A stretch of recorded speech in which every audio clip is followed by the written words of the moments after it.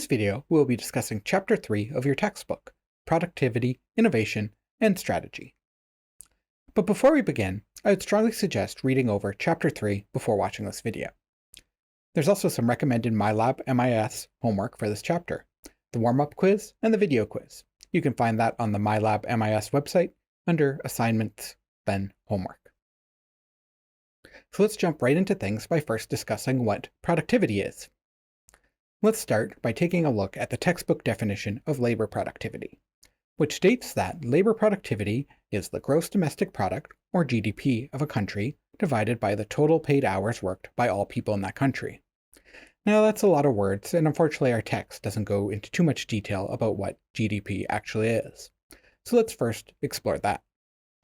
Now you likely have heard the term GDP many times, on the news or in articles, but what exactly is GDP? Well, GDP measures the value of economic activity within a country. It is the sum of the market value of all goods and services produced in an economy, so in this case Canada, during a period of time. So for example, it would measure the total cost of goods we've produced and the total cost of service we have sold in a year, a month, or any finite time frame. So let's jump in by taking a look at some real numbers. Here we can see Canada's monthly GDP from January 2017 to January 2022. You might notice a bit of a dip here in the middle, and I'm sure you can guess why that was. This is the impact of the COVID-19 pandemic and our slow road back to normal after lockdowns were lifted. We can see just before the pandemic, we had a GDP of just over $2 billion, and only recently recovered about 2 years later. I say recovered, but the truth is that even though we are back to pre-pandemic levels, there's still a permanent loss here compared to where we would have been should the pandemic have never happened. Another common metric we should mention is the gross national product, or the GNP for short. This is similar to the GDP, but includes not only the total value of goods and services produced in a country, but also by any residents of that country living outside its borders, or running businesses outside its borders. So, for example, for Canada, the GDP would only include goods and services produced in our borders, while the GNP would also include goods and services produced by permanent Canadian residents that happen to be living abroad, such as in the United States or the United Kingdom. It also includes any activities by Canadian-owned businesses outside of our borders. So with all of that in mind, let's take a look again at labor productivity. What this is saying is that the labor productivity is the GDP of a country, that is the value of all goods and services, divided by the total number of hours worked by all people that are working in that country. For Canada, in April 2022, this came out to about $63 per person, while the United States was at about around $83 per person, Norway $98, and Germany $79. These numbers come from the Conference Board Total Economy database, and are a bit more up to date than what your textbook has.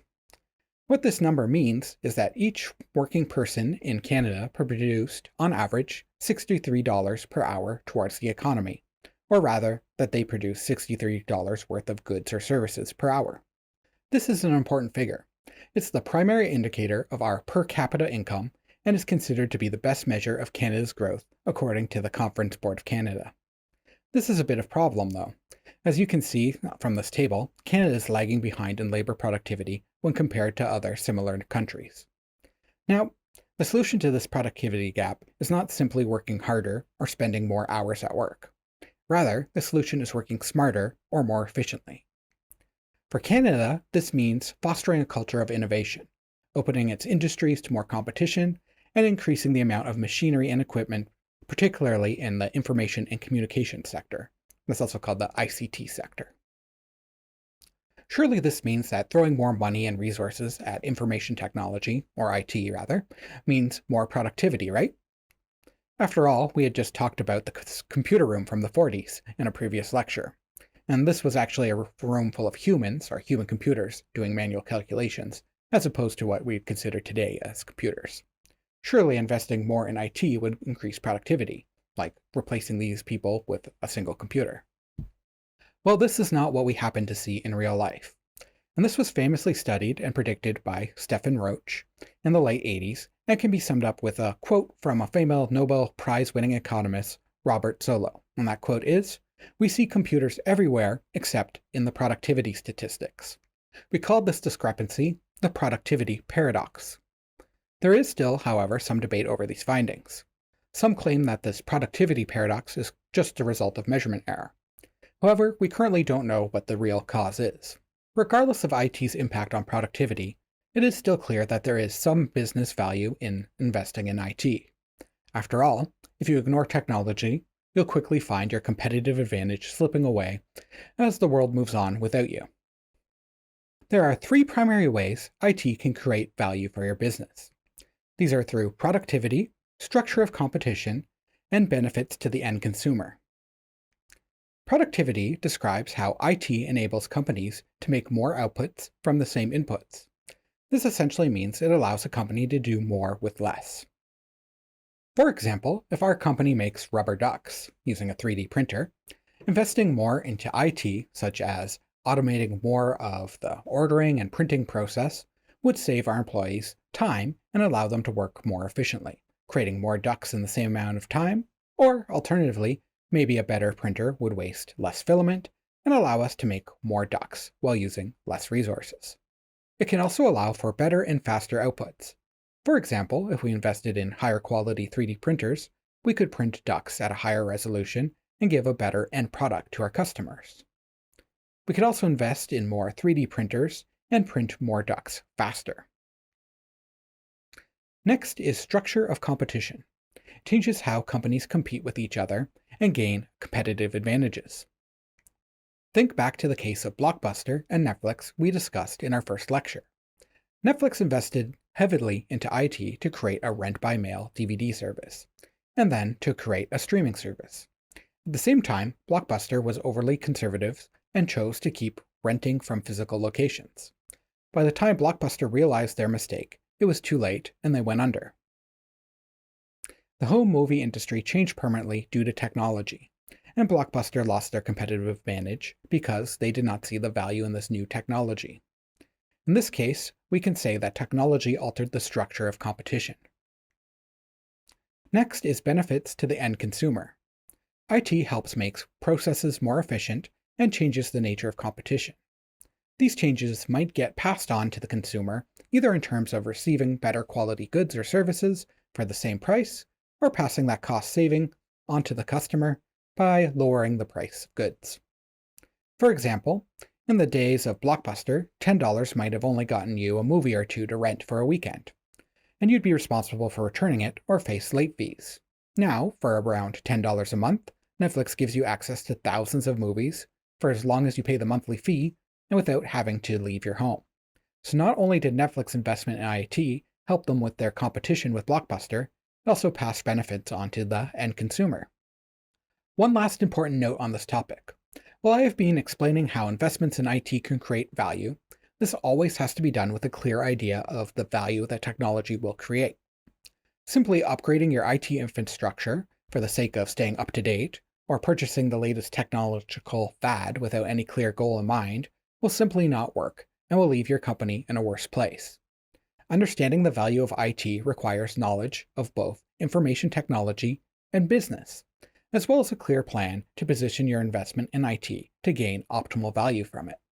In short, technology for technology's sake just doesn't work. There has to be some sort of business goal or an objective that guides it. Now let's move on to specifically looking at how information systems improve productivity. Productivity can be increased by increasing efficiencies or by increasing the efficiencies of processes. By increasing efficiency, we mean accomplishing business processes either more quickly, with fewer resources, or ideally, both. Essentially doing more with less. We can see this as doing things right, or doing things we are already doing better, faster, or with less resources. By increasing effectiveness, we mean taking a step back and considering if we are doing the right things. Is our current product line what our customers want? Is there a better use of my time? Is this the most effective way to use employees? These are all examples of asking if we are doing the right things. And this is critical because we can make a product right, that is, as efficiently as possible, But that will still be pointless if our customers are not willing to buy it. Being able to make thousands of rubber ducks a day will not help us if no one wants to buy a rubber duck. In Chapter 2, we talked a bit about business processes, and a closely related concept to that is that of the value chain. Value chains are networks of value-creating activities. This simply means some action or activity your company does that adds value to raw materials or products. For example, turning 3D printer filament into toy ducks adds value to what was just raw filament, and you can now turn around and sell that same plastic for more. This can also simply be activities like shipping raw materials from your supplier to your warehouse, or shipping finished products to your customers or a retail outlet. Moving materials adds value, as they are now where you need them to be. After all, 3D printer filament would be useless to us if it was stored in some warehouse we could not access.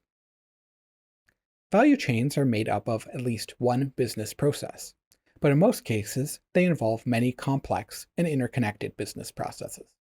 Let's take a look at an example to get a better idea of this. Let's say you run a local chocolate-making business here in London, Ontario, just like our local Annie's Chocolates. You take raw materials like baking chocolate or cocoa powder and turn them into a wide range of chocolate products and sell them from your own storefront. Let's take a look at what steps and business processes are required for that chocolate to be created and eventually sold to you at a store, and how value is added at each step along the way. The process of making chocolate starts with harvesting cacao beans from cacao trees that grow in equatorial forests, commonly in South America and Southern Africa. Local farmers harvest cacao pods, remove the cacao beans, and dry them on large racks. Even at this first step, we can see how some value is being added. Cacao beans are far more valuable to a business dried and removed from a pod than left on the trees. Next, farmers take the beans to a local processing facility that inspects them, processes them, and packages them for sale. Again, value is added as the beans are now in a state ready to be sold and shipped to business customers. But there's still some more steps needed before they can be used to create our chocolate. The next step is for the beans to be shipped to a business that transforms the dried beans into raw bars of baking chocolate. For the sake of this example, we'll say that this factory is somewhere in Canada. Value is added in shipping the beans, as they are not useful to the Canadian chocolate factory if they are still located in South America. The chocolate factory manufactures the baking chocolate, cocoa powder, and cocoa butter from the dried cacao beans. Again, clear value is added. After all, you are likely to pay money for baking chocolate or cocoa powder, but probably would not consider buying just some dried cacao beans. Finally, the baking chocolate, cocoa powder, and cocoa butter are shipped from the factory to your store. You transform these raw ingredients into new products like chocolate-covered pretzels, chocolate bunnies, truffles, and so on. Once again, the value is added as your customers will pay far more for handmade chocolate treats than simply a bar of baking chocolate.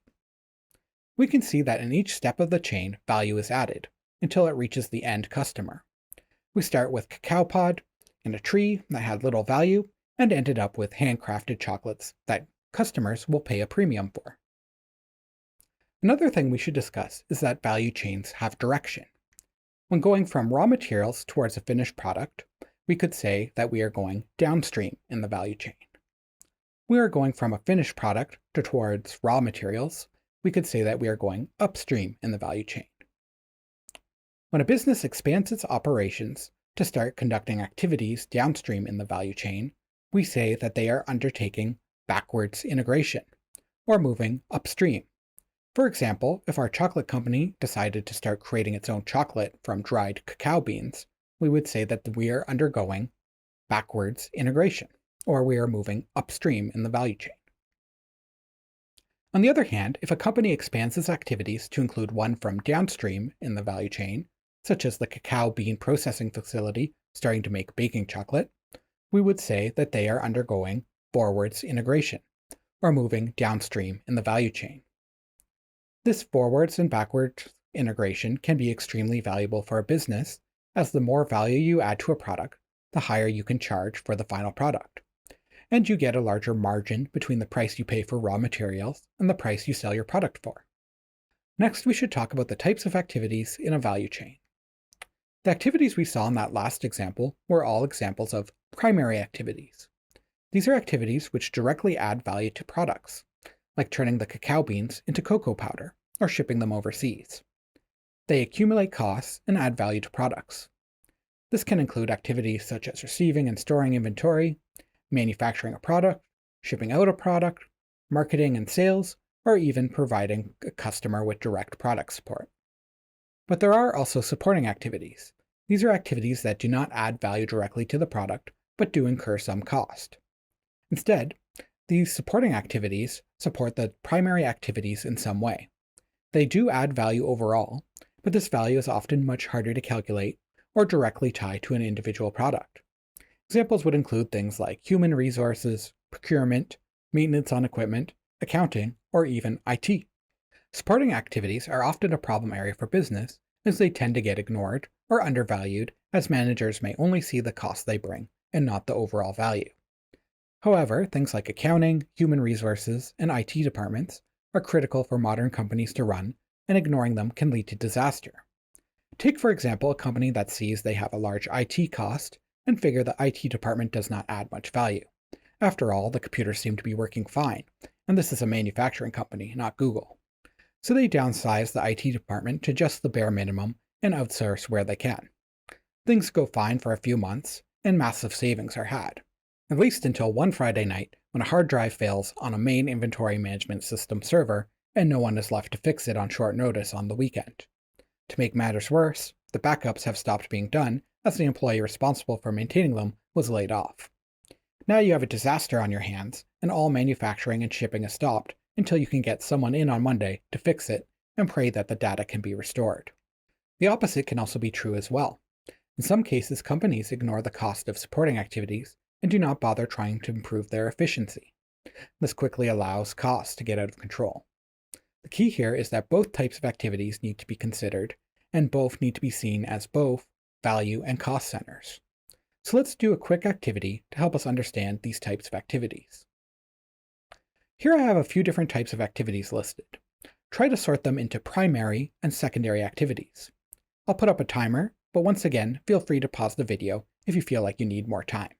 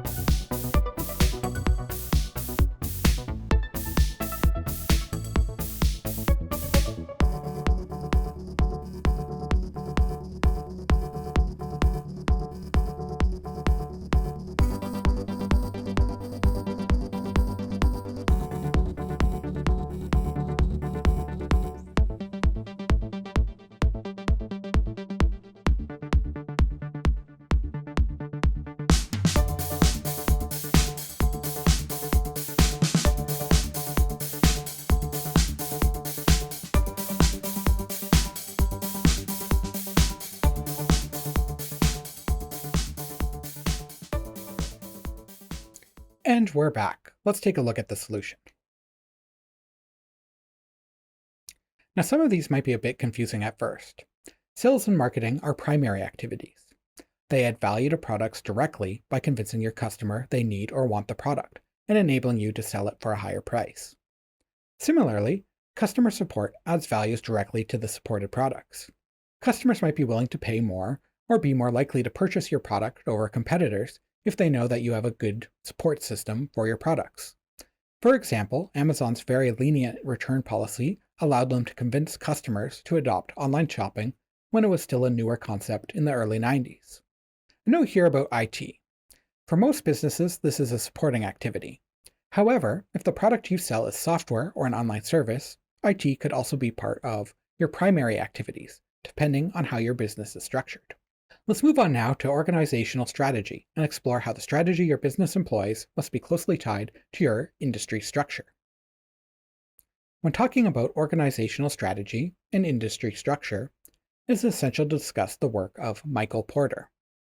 Porter's competitive strategies and 5 forces model are instrumental in business strategy development and are mentioned in almost all of the modern business textbooks today. Porter's 5 forces model allows us to assess an industry's structure and analyze the competitive forces that might be at play. This is critical for us to determine the profitability of running a business in a particular industry. The first force Porter defines is the bargaining power of customers. Your customers vote with their dollar, and you need them to vote for you over your rivals. When assessing your place in an industry, you need to look at how much your customers need a product, how useful they think it is, and why do they want it? Perhaps most importantly, why are they going to buy it from you over your competitors? If there are many competitors or choices in this space, customers will be able to demand lower costs and higher quality goods. You need to consider if you can meet these demands and still make a profit. The next force is threat of substitutions. And what Porter meant by this is that you do not have to only worry about direct competitors in your field, but also about products or services being created in other fields that might offer substitutions or alternatives to your own. For example, if you're a laptop manufacturer, you have to worry about not only other laptop manufacturers, but also manufacturers of other devices like tablets, smartphones, and hybrids that might supplant your own product. Another example might be found in the soft drink industry.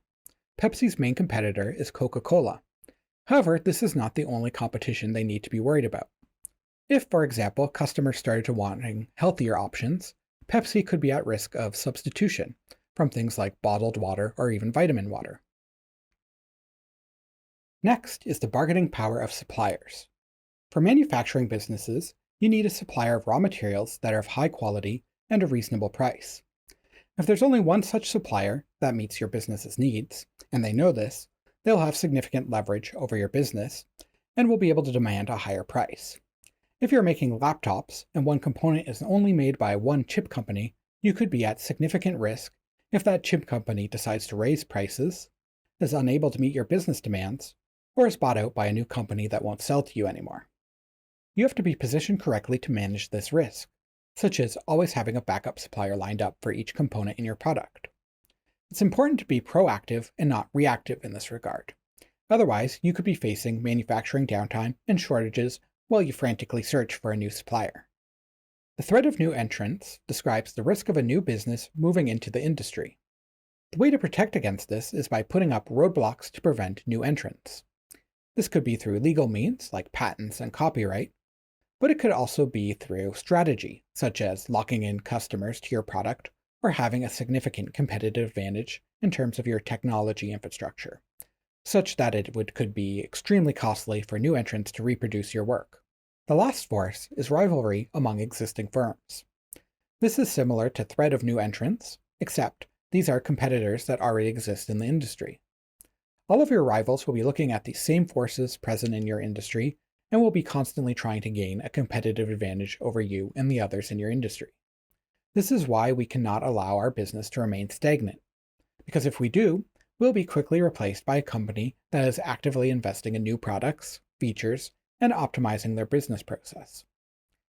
It is the intensity of each of these 5 forces that determine the characteristics of an industry and ultimately how profitable and sustainable our business will be in this space. Fortunately for us, Porter also developed 4 generic strategies for dealing with these forces in a given industry. These strategies are classified based on the scope of the market they apply to. By scope, we mean the part of the industry that your business is targeting, a niche segment, or the industry as a whole. For example, we could take a look at the electronics industry. A company like Sony has a broad market scope. They sell TVs, laptops, digital cameras, speakers, and even video game consoles like the PlayStation 5. Meanwhile, Nintendo targets a very focused market niche, just video game consoles and just video game software for their consoles, such as the Nintendo Switch. Even within the video game industry, Nintendo targets a particularly niche group of young gamers with an emphasis on local multiplayer games as opposed to online gaming. These strategies are also categorized by the type of competitive advantage they bring. A low-cost advantage would be positioning your company such that you are offering customers a lower price than your rivals. A differentiation strategy implies that you add some value to your product that differentiates it from your competitors. To go back to the video game example, Sony and Microsoft offer a fairly standard line of video game consoles that display games on a TV. They compete heavily with each other in terms of cost and hardware features of their products. Nintendo, on the other hand, takes a differentiation approach, offering a hybrid console that can instantly transition from being a TV-based console into a handheld system. This difference means that Nintendo does not have to compete on hardware specs, as their customers see more value in this new portability. Putting these together, breadth of market scope and type of competitive advantage gives us 4 competitive strategies. Cost leadership involves having the lowest priced products across the whole industry. For example, TLC is a Chinese electronics company that focuses on cost leadership across the industry, producing things like smart TVs, phones, and other home electronics and appliances. This means that they aim to sell their products for less than their competitors across the whole industry and all of their product lines. Differentiation involves adding some kind of value to your products or services that go beyond simply being cheap and doing this for your whole industry. For example, Sony is a home electronics manufacturer, but they aim to provide higher quality goods rather than a reduced price, and sell them directly to customers based on their brand's perceived quality. They follow this strategy across multiple product lines and the whole home electronics industry. Differentiation focus is similar to just differentiation, except it targets a niche market instead of a whole industry. We already talked about Nintendo. Rather than having a broad scope like Microsoft or Sony, Nintendo targets a niche market, only video games and consoles, and even within that market, only certain types of games. They don't produce other home electronics. Furthermore, even within this niche, they focus on differentiation, through things like introducing motion controls, or now more recently, portability with their Nintendo Switch. Lastly is cost focus. Again, this is similar to cost leadership, but only targeted at a niche market or a single product, and not a whole industry. One example of this can be found in the niche market of energy drinks. This is a niche market when compared to the soft drink industry as a whole. In this case, Monster took a cost-focused strategy, selling their products for significantly less per liter than their rival at the time, Red Bull. It's important to keep in mind that this is only specific to the energy drink market in this case. Both products would be far more costly if compared to soft drinks outside this market, like Pepsi and Coke, in the industry as a whole. This is why this is an example of cost focus and not cost leadership. Key thing to keep in mind with these strategies is that a business's goals, objectives, culture, and activities all must be in alignment and consistent with their competitive strategy. Simply picking a competitive strategy at random from this table will not help your company. Picking a cost strategy simply will not work if you're unable to produce your products more cheaply than your competitors. One last thing to discuss about these strategies is that there is some legitimate criticisms of this model. Porter claimed that a company could only be successful in implementing one strategy at a time, and trying to focus on more than one strategy at a time would ultimately hurt a business by dividing their efforts. However, current research and real-world cases show that this is not always true, and in fact, hybrid strategies can be even more effective. One real-world example would yet again be Nintendo. Nintendo not only implements a differentiation focus, but also a cost-focused strategy, selling the cheapest video game console of the big three. Implementing both strategies has been incredibly successful for Nintendo. Despite having their hardware with lower specifications and less focus on online gaming, Nintendo is still consistently selling a similar number of consoles to Xbox and PlayStation, but with a higher margin on their hardware. Let's now look at information technology and its relationship to innovation. Changes to industries often happen due to technological innovations. Yet once again recall the impact Netflix had on the home movie industry, or Amazon on retail. When discussing technological innovations, we often refer to new technologies as being disruptive or sustaining. This is a concept that was first put forth by Professors Bauer and Christensen in 1995. Sustaining technologies are ones that maintain the rate of improvement in customer value. For example, if the technology we are talking about are smartphones, innovations like improving the camera quality, upgrading the CPU to make the phone faster, reworking the GUI to be more usable, making the phone smaller and lighter, and so on, are all sustaining technologies, as they are adding value to an existing technology and making it more sustainable over a longer period of time. That is to say, these improvements make smartphones more competitive and prevent customers from substituting them with newer alternatives like tablets or smartwatches. Disruptive technologies add new attributes or features to accepted mainstream products. These are innovations that disrupt the industry or even create a new one by making the old technology obsolete or no longer appealing to customers. A good example of this is in how we listen to music, and how it's changed over the years. In the 80s, the main way to listen to music on the go was Walkmans, which played cassette tapes. These were quickly replaced by CD players in the 90s, which offered more songs and higher quality music. By the late 90s and early 2000s, this industry was disrupted yet again by the MP3 player. These now offered customers a way of buying music without even leaving their home by purchasing and downloading individual MP3 files. Then the MP3 player was in turn made irrelevant by smartphones. This is also a great example of a threat of substitution, where an innovation from a different market area disrupted a seemingly unrelated area. And now in modern times, we are seeing streaming music services such as Spotify and Amazon Music changing things once again. But this time, the disruption is more in how we buy music than the player. Streaming services have moved us away from a pay-per-song model to a pay-per-month model for unlimited songs, as opposed to buying individual MP3s. Another great example of a disruptive technology was the digital camera. These eliminated both the need for film and the need for photo development services. This in particular was devastating to Kodak, a company that specialized in analog photography, including analog cameras, film, and photo development services. So once again, the key here is that companies must maintain an understanding of the technological innovations happening not only in the industry they are a part of, but any development that could potentially create a substitution for their product. Next, let's look at how information systems in particular can provide a competitive advantage. Organizations can respond to Porter's 5 competitive forces in a number of ways.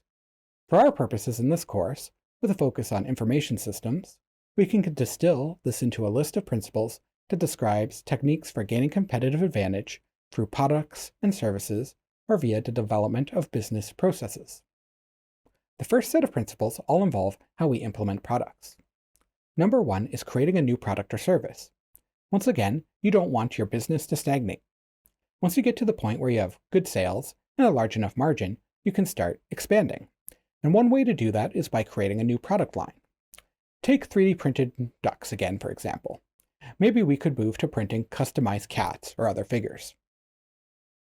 Number 2 is enhancing existing products or services, and this provides another way of preventing stagnation. For example, a problem with the 3D printed ducks is that they are printed with hard filaments. And this might not be a problem for display purposes, but it's not ideal if we wanted an authentic rubber duck feel, or for it to have a little squeak to it when we squeeze it. A solution could be investing time and money into exploring printing ducts with flexible filaments, like TPU, and that would make them behave more like traditional rubber ducks and potentially be more appealing to consumers. The last principle involving product implementations is differentiating products or services. This allows us to create competitive advantage by exploiting Porter's differentiation strategies. So maybe there are rival 3D printing services popping up on Etsy that are starting to compete with us in the space. One solution to regain a competitive advantage might be to offer more customization options, or start even creating our own 3D models that others couldn't print. These would both help differentiate our product from competitors and hopefully attract customers as they see the value these changes add. Information systems can help us achieve these objectives and gain a competitive advantage. How, you might ask? Well, as we've discussed in past lectures, information systems provide us with the information we need to make good decisions. In this case, they might provide us with the information we need to decide on what new product lines we should explore based on customer feedback, or in what ways we can enhance our services based on recent sales figures. There's also a second set of principles based around business processes and system implementations. Number 4, the number 4 here continuing from the first set of principles, is lock in customers and buyers. Recall that lock-in is when a business makes it difficult or costly for customers to switch to rival products. For example, if we take a look at computer operating systems like Windows, Mac OS, Linux, and Unix, after your organization adopts one, there's a significant effort required to switch to a different product. This is called a switching cost, and it comes from things like the direct cost of the new product, indirect costs of replacing other software and hardware that's no longer compatible, costs in terms of the man-hours to install the new software and hardware, and possibly the biggest cost of all, which would be retraining your employees. Number 5 is lock-in suppliers. This is the same idea, but instead of your customers you're locking in your suppliers. For example, if you're the only company a supplier creates a raw product for, you have significant leverage over the supplier, as they would have a hard time replacing you. Or alternatively, it could simply be about making it easy to work with you over other businesses. Number 6 is creating barriers to market entry. This involves making it difficult or costly for new businesses to enter your space. This could be done through legal means like patents, or it could be through having a significant investment in manufacturing equipment or IT that would be hard for a rival to reproduce without significant cost. Number 7 is to establish alliances with other organizations. This could be with the goal of creating standards, promoting product awareness, increasing the market size for everyone, or reducing raw material costs. The last principle, number 8, is to reduce costs. This cost savings could then either be passed on to your customers, making your product more competitive. This would be sort of like Porter's cost focus or cost leadership strategies. Or the savings could instead be used to increase your margin and invested back into your business. One question you may be asking is, can this competitive advantage be maintained? Keep talking about how information systems can bring competitive advantage, but we also keep talking about the dangers of businesses stagnating. Well, in terms of only technology or IT, no, it can't. Competitors will eventually react to your advantage by replicating your technological innovations. Also, as a technological innovation becomes more pervasive, that is, everyone has it, it slowly stops becoming an advantage and starts simply becoming mandatory for business. Take, for example, having a social media presence or a business website. In the 90s, having a virtual storefront that customers could order from would have been a big competitive advantage. But in the 2020s, it's now simply expected by customers. But there's still some hope. While it is true that IT alone can't sustain a competitive advantage, information systems are a lot more than just IT. Recall that information systems also include people and procedures. These are the human components. Through good procedures and good employees, we can have a system of continuous improvement and innovation that will allow our business to maintain an advantage and be successful in the long term. Never forget that in business, it is the people or the human components that make the difference. So before we end this lecture, I have one last activity for you. and this one does not have to be submitted or posted on the OWL forums, as will be part of your next assignment. Consider the company you created from assignment 1 and your last exit ticket activity. Based on the industry your business is in and what your business does, determine what would be the best competitive strategy to use. For example, for a City Ducks, that's the example company from the assignment that prints the rubber ducks, they are differentiation focused, as they target the handmade market on Etsy by offering more customization options than its competitors. It's in a niche market, as it does not offer full 3D printing services and instead focuses solely on fully customizable ducks. Here again are Porter's 4 competitive strategies to pick from. And when thinking about this, don't just pick one at random. Recall that the strategy must make sense for your business and aid with your business's objectives, goals, and industry. It must also fit with your business's culture. So please do give this some serious thought. And once this video is over, go through it, think about your business, and think about what strategy would be best for them. If you want to pick a hybrid strategy, that's okay, but you do have to clearly be able to explain why you're picking that strategy. And once again, you don't have to submit this, but it is going to be a question that's going to come up on our next assignment. So you may want to write it down just to be prepared for when that comes up.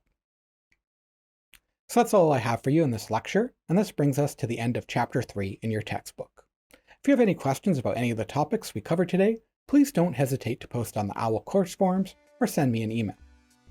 Thank you for watching, and have a great day.